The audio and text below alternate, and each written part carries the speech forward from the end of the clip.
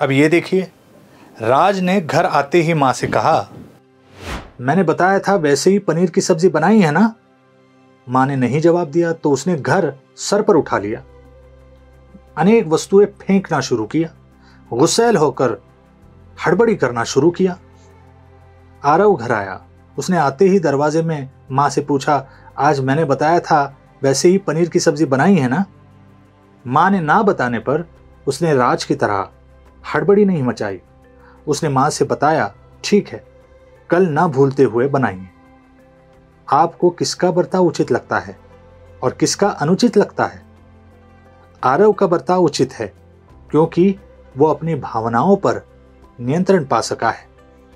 आपके मन में आया होगा, ये क्या नई बात है, भावनाओं पर कब्जा यानी नियंत्रण पाना, ये क्या झमेला है। चलिए इसके लिए कुछ उदाहरण देखेंगे। भावनाओं पर नियंत्रण पाना। मनीषा और उसकी माँ आज कुछ खरीदने के लिए दुकान में जाने वाली थी, लेकिन मनीषा की माँ को कुछ कारण से ऑफिस से निकलने में देरी हुई तो गजब हो गया।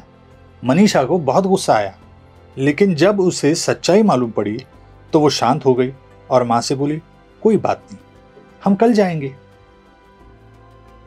राघव ने राजू से कहा कि चिंटू उसके बारे में कुछ गंदी बातें कह रहा था, लेकिन राघव ने उस बात की जांच पड़ताल करके ही प्रतिक्रिया दूंगा ऐसा निश्चित किया। बताइए, मनीषा और राघव के बारे में आप क्या बताओगे? दोनों को भी गुस्सा आना स्वाभाविक था, लेकिन वो दोनों क्रोधित हुए क्या? नहीं, मनीषा पहले थोड़े गुस्से में आई, लेकिन परिस्थिति ध्यान में आने पर शांत भी हो गई। इसे ही कहते हैं भावनाओं पर नियंत्रण रखना। भावनाओं पर नियंत्रण पाने के लिए भावनाओं को समझना जरूरी है। फिर ऐसा सवाल पैदा होता है, भावनाओं का समन्वय कैसे करना चाहिए? चलिए उसके बारे में थोड़ा देखते हैं। हमने रबर खूब खींचा तो क्या होगा? रबर टूटेगा और हमें चोट भी लगेगी। भावनाओं का ऐसे ही होता है। मनुष्य विचारशील होता है, साथ साथ वो भावनाशील भी होता है। हमने शुरू में ही देखा है, विचार और भावना आपस में अवलंबित होते हैं। हमें विचार और भावनाओं का उचित समन्वय करना जरूरी है। भावनिक समायोजन। किसी ने हमारा मन दुखाया तो हम भी नाराज हो जाते हैं। ये सब सच है, ये स्वाभाविक भी है, लेकिन किस सीमा तक हमें बुरा मानना है, ये हमें समझना चाहिए। विचारों से भावनाओं को नियंत्रित किया जा सकता है। हमारी भावनाएं संयम से हम व्यक्त कर सकते हैं।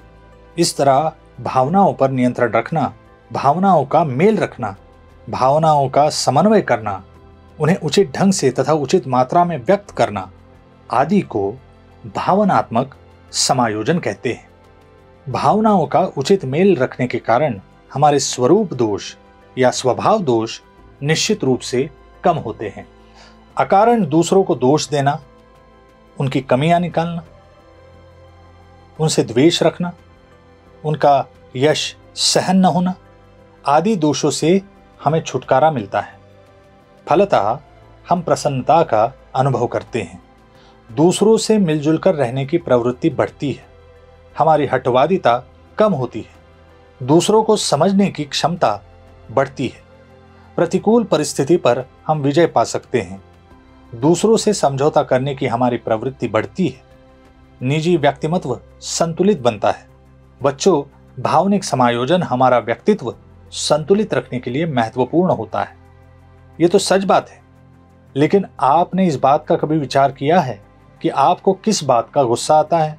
आपको कौन सी बातों पर प्रेम उत्पन्न होता है? आप खुश कब होते हैं?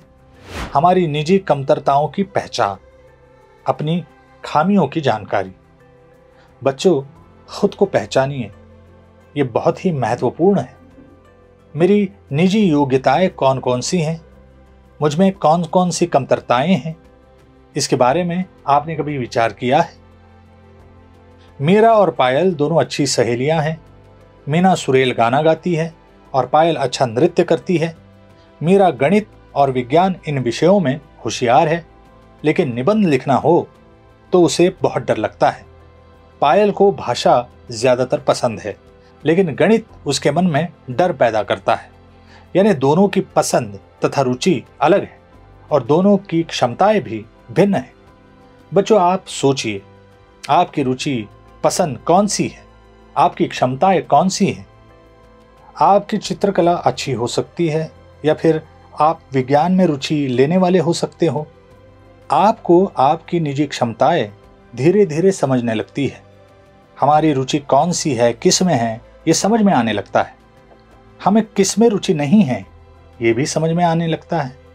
एक आध विषय में, कलाओं में, खेलों में आप अधिक निपुण रहते हैं, तो एक आध विषय में आपकी गति कम रहती है। इस कारण हमें निजी क्षमताओं के साथ निजी कमतरताएं भी मालूम होना जरूरी है। यानी कमतरताओं पर विजय पाना, उसमें प्रभुत्व प्राप्त करना चाहिए, उसकी उपेक्षा नहीं करनी चाहिए। स्वभाव बदल सकते हैं। जैसे हम हमारी क्षमताएं और रुचि अरुचि का विचार करते हैं, वैसे ही हमें हमारे स्वभाव का भी विचार करना जरूरी है। हम अपना निजी स्वभाव कैसा है, ये जानने के बाद हम अपने विचारों पर या भावनाओं पर नियंत्रण पा सकते हैं। चलिए एक उदाहरण समझकर हम ये बात समझ लेते हैं। मानसी को छोटी छोटी बातों पर हमेशा गुस्सा आता है। क्रोध करने के उसके स्वभाव के कारण उसका सबके साथ झगड़ा होने लगा और इसकी तकलीफ सबसे ज्यादा उसी को होने लगी। मानसी को इस बात का धीरे धीरे एहसास होने लगा। उसे होने वाली मानसिक तथा शारीरिक तकलीफ वो समझने लगी। फिर उसने बहुत प्रयासों से निजी क्रोध पर नियंत्रण रखना तय किया। अभी झट से प्रतिक्रिया व्यक्त करने वाली मानसी अब बोलने से पहले शांत रहकर विचार करने लगी। अगर जरूरत हो तो बिल्कुल शांत शब्दों में अपने विचार व्यक्त करने लगी। इस तरह मानसी ने निजी स्वभाव बदलने का प्रयत्न किया। बच्चों, खुश रहना हो तो सभी बातों का संतुलन रखना जरूरी है। कौन सी भी बात जरूरत से ज्यादा हो तो खतरनाक होती है।